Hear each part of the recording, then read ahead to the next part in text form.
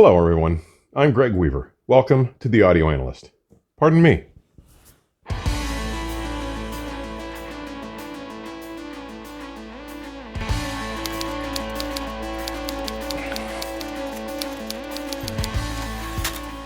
Before we get started tonight, I want to introduce you to the newest member of our family. Come here, Boo-Boo. Come here, Stella. Come here, baby.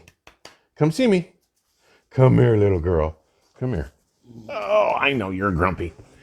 This is Stella. She's our 14-week-old Great Dane, and she's pretty much spoiled. She's my baby. But I wanted you all to meet her because you've seen the pictures. Yes, I know, baby. I know. So, this is our crazy new puppy. All right, sweet. See you in a bit. She's a good girl.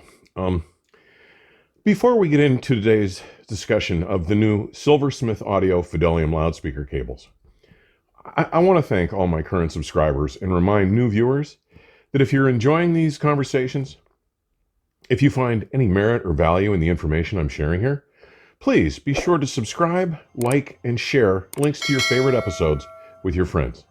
And please leave your comments and questions. I love hearing from you. And should you wish to take a more active role in supporting the channel, and in the process receive exclusive access and content, consider becoming a patron.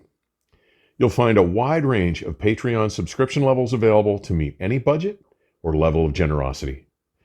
And if a one-time donation makes more sense for you, Patreon, PayPal, or Venmo are available, and I've provided the necessary information in the comments section. Please understand that your support at any level ensures the continued production of these conversations and is sincerely appreciated. Now, because I'm so eager to introduce you all to what I can only describe as the most authentic sounding, least colored and imposing loudspeaker cable I've auditioned in my 5 decades in and around this industry and my nearly 35 years writing about it, today's episode will represent a first here on the channel. This YouTube analysis of the product will serve to complement the publication of the much more detailed written review published in November's issue of Enjoy the Music. With the time constraint this format imposes, to lucidly relate my experiences with the cables, I've had to abbreviate the technical discussion considerably, touching on only 2 key factors affecting this cable's remarkable design. It is my sincerest hope that you will all take the time to explore that more comprehensive work, linked in the comments section below. Those of you who know me or are familiar with my work over the decades may recall that I established myself in the late 1980s, in part by publishing a rather complete treatment on loudspeaker cables, simple passive connection or complex dynamic component, in my original print magazine, also called The Audio Analyst. It is a work I am proud to say has been updated and republished several times and has been recognized by many industry leaders as a reference and early milestone work regarding cables. For those who may be interested, I have included a link to that article in the comments section. But our story starts when I first met the engaging Jeffrey Smith, founder and design engineer of Silversmith Audio and recently retired Navy commander nearly 20 years ago. I would refer you to his About Us link on the Silversmith Audio webpage to acquaint yourself with his remarkable story. Founded in 2000, CES 2002 found Jeff featuring his then flagship Silversmith Audio silver ribbon interconnects and speaker cables at the Alexis Park. The system was sourced by a Marantz SA1251 SACD player using the then new PassLabs X0.2 line stage and X600 amps, all resting on Grand Prix audio stands, driving the then brand new Eggleston Works Andra 2 loudspeakers. The Andra 2's crossover design and final tonal voicing were the results of work done by industry legend and my friend, the late Albert von Schweikert, and the room was a clear sonic standout. Now, the first thing you will notice about the Silversmith Audio Fidelium loudspeaker cables, or either of Jeff's earlier legacy silver or palladium designs for that matter, is that they all employ exceedingly thin ribbon or foil conductors. Now, Jeff's designs embody an inherent correctness of approach, an embracing of minimalism that I simply find unassailable, especially regarding their termination. Rather than implementing any additional, more massive, plated terminations, the ribbon itself is simply notched with a U-shaped punch-out, allowing the ribbon to be inserted into and clamped down directly to the positive and negative terminals on today's typical 5-way binding posts.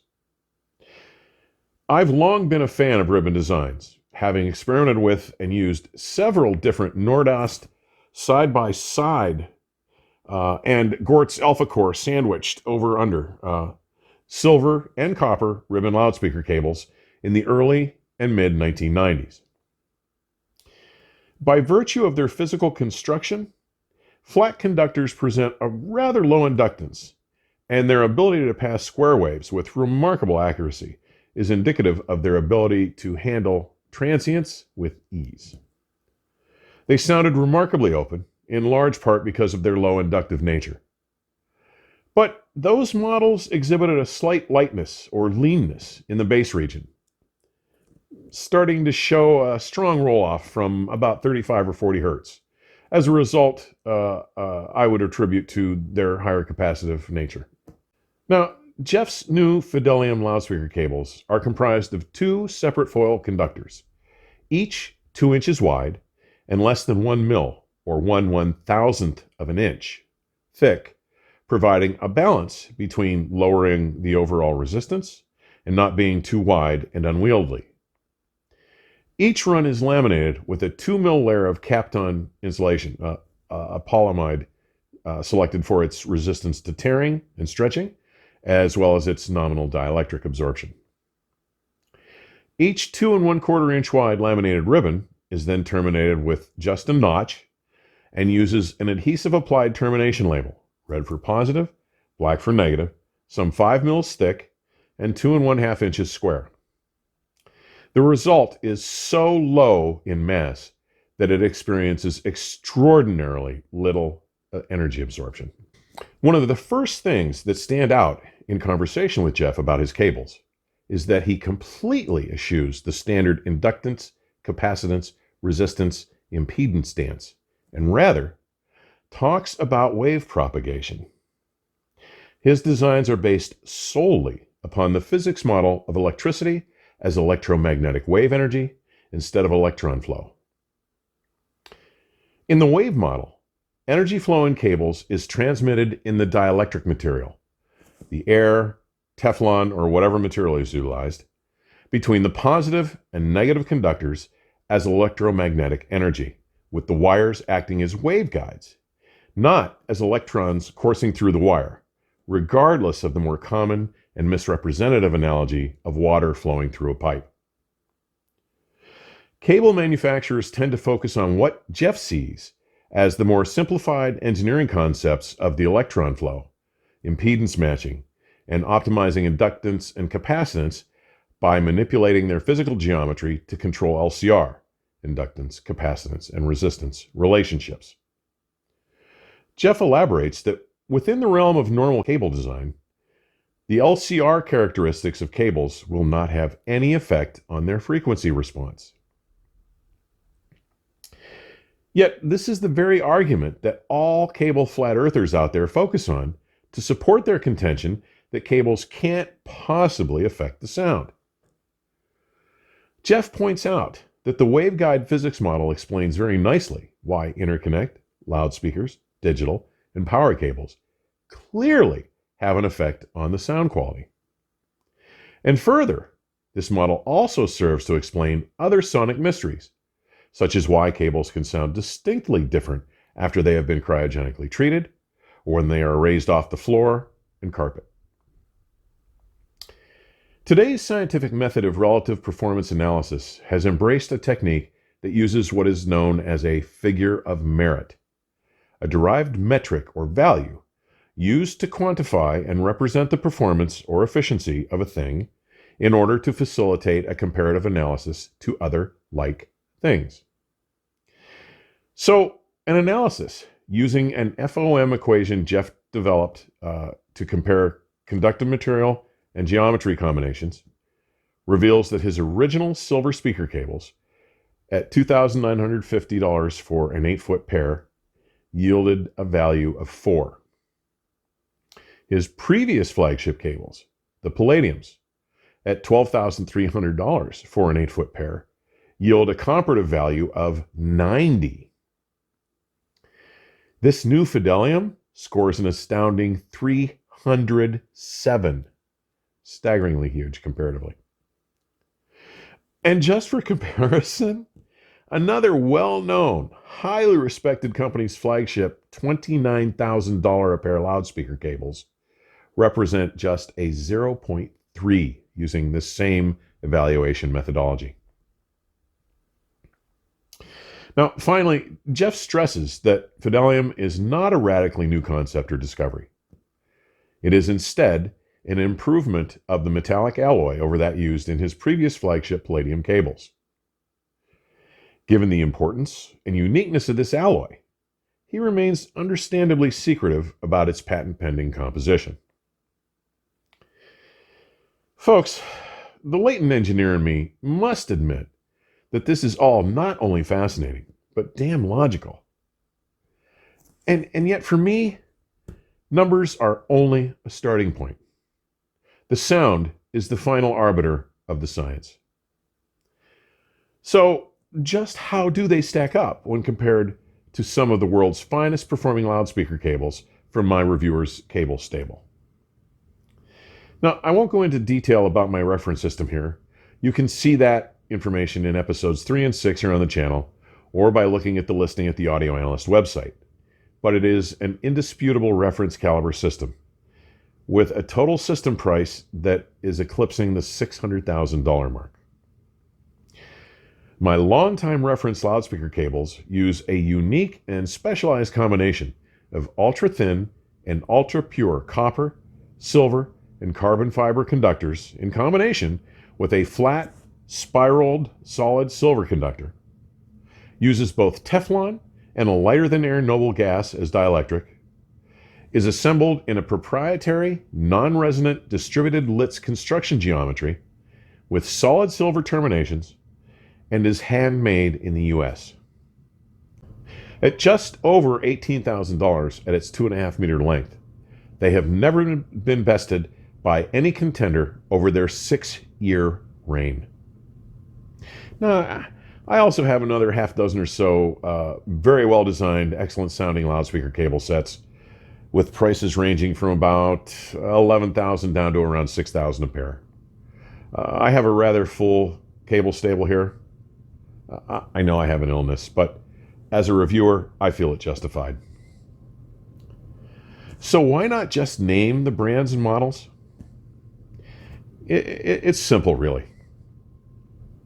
As a responsible and conscientious commentator, I have no interest in impugning or in any way belittling or minimizing well-regarded products from other reputable manufacturers. My role, as I see it, is not to damage anyone's reputation, but rather to spread the word about the best available in our industry.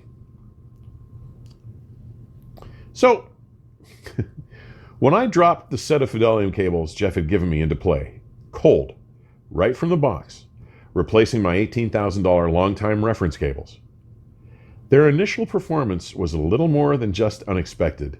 It was staggeringly good. So good, in fact, that it had me switching back and forth between the Fideliums and my reference cables, something like 20 times over the first week alone, just to verify that I wasn't having audio hallucinations.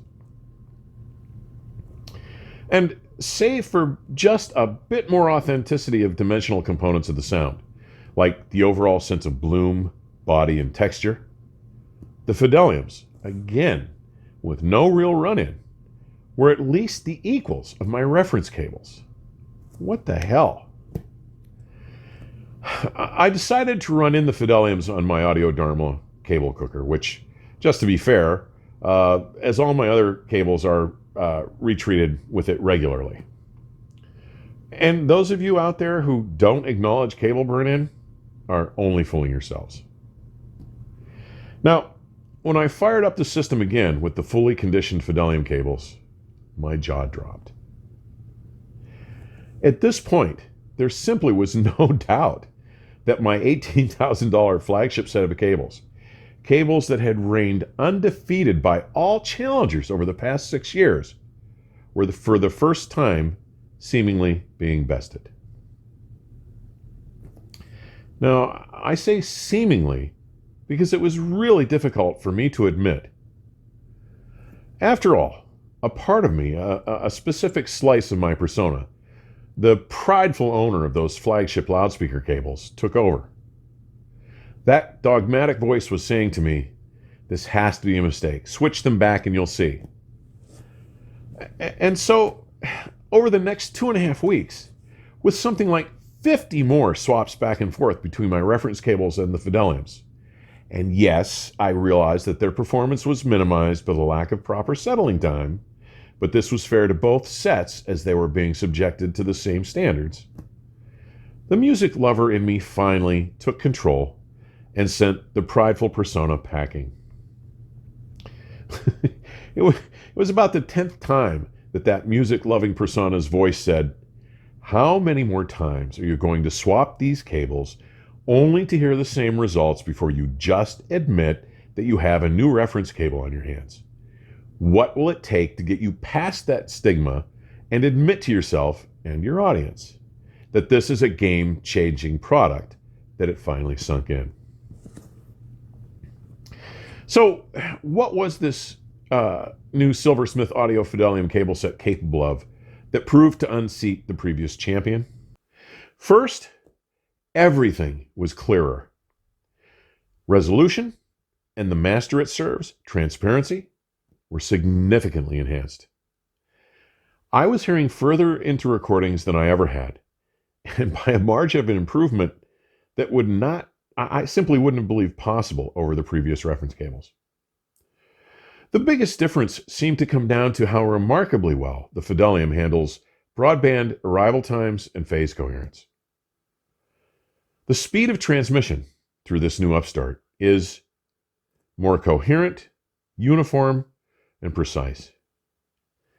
With the Fidelium in place, it was as if a formerly undetected level of time and phase smearing had been, alleviated. And once I gave in to my existing preference bias, it wasn't subtle.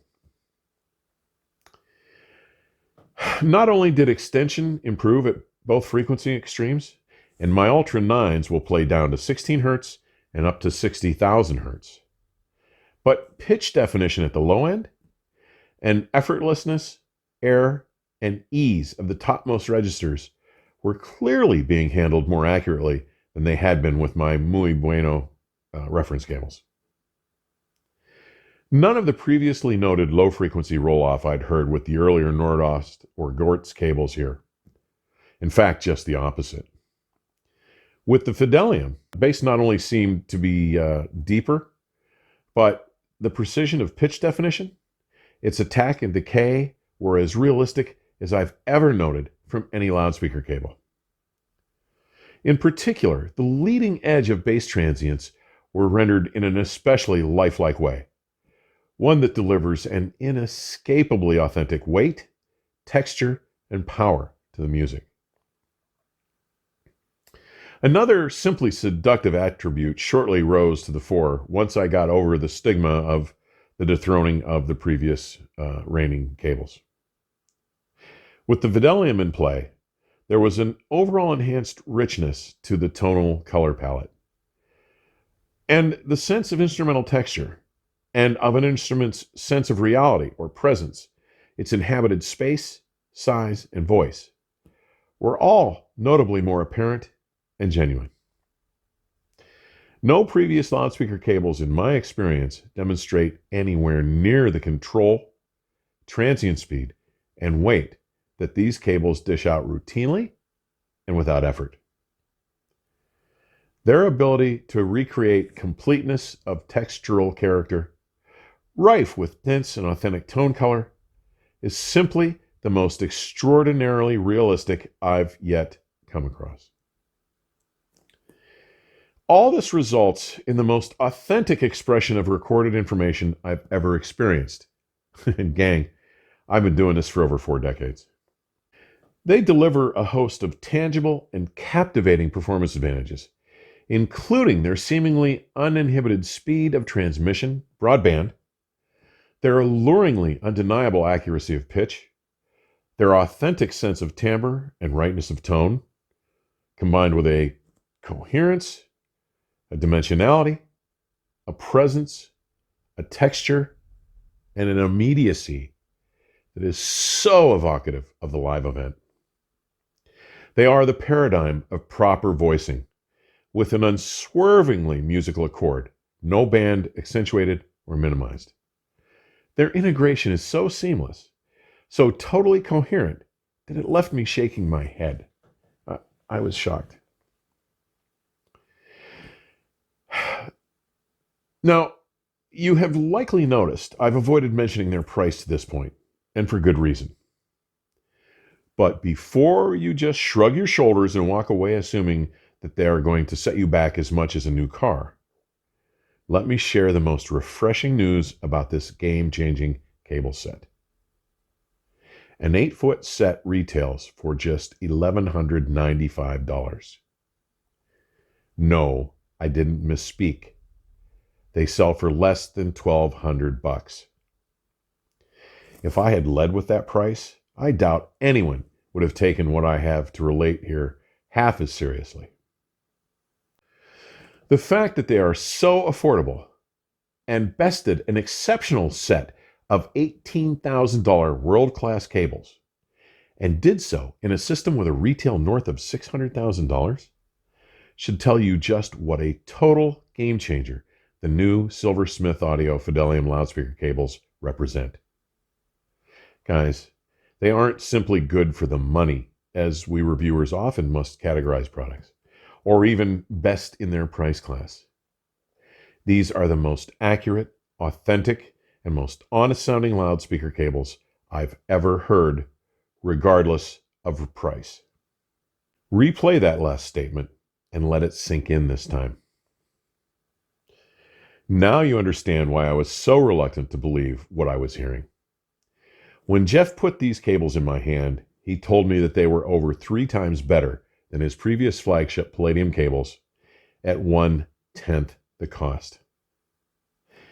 I really had trouble accepting that. I struggled with this reality, as I have shared here. But the truth is in the sonic result. And once you hear them, I think you'll understand my enthusiasm. And with their 30-day risk-free trial period, what have you got to lose if you give them a try? I'm predicting that there are going to be a lot of very expensive cables available on eBay and AudioGone very soon. As this decade of 2011 to 2020 winds to a close, this new Silversmith Audio Fidelium loudspeaker cable will receive my Product of the Decade award. What it accomplishes, regardless of price, is a staggering step forward in musical authenticity, allowing your aural illusion engine to transport you that much closer to the original performance. And the fact that it does so for less than about 5% of the next best sounding products I've heard borders on the miraculous. And Jeff says not only are the matching interconnects coming soon, but that he has another speaker cable offering in development that will offer 3 times better performance than that of the Fidelium. I can't imagine. I can't wait. Stay tuned, music lovers. With that, I'd like to offer my sincere thanks for taking the time to drop by and visit today. Remember to subscribe and to like and share your favorite episodes, as well as to post your comments and questions. Please stay safe in this most unusual of times and keep the music playing. Till next time, cheers.